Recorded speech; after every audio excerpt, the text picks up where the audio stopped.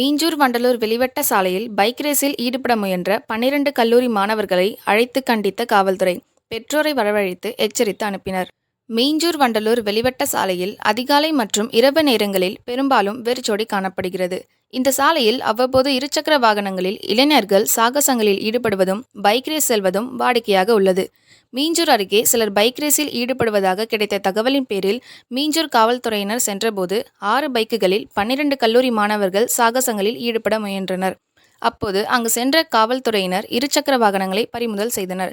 தொடர்ந்து கல்லூரி மாணவர்களுக்கு அறிவுரை வழங்கிய காவல்துறையினர் பெற்றோரை வரவழைத்து இனிவரும் நாட்களில் மீண்டும் ரேஸில் ஈடுபட்டால் வழக்கு பதிவு, கைது என கடும் நடவடிக்கை எடுக்கப்படும் என எச்சரித்தனர். கல்லூரி மாணவர்களுக்கு அறிவுரை வழங்கி எச்சரித்த காவல்துறையினர் தொடர்ந்து இருசக்கர வாகனங்களை பெற்றோரிடம் ஒப்படைத்து மாணவர்களை அனுப்பி வைத்தனர்.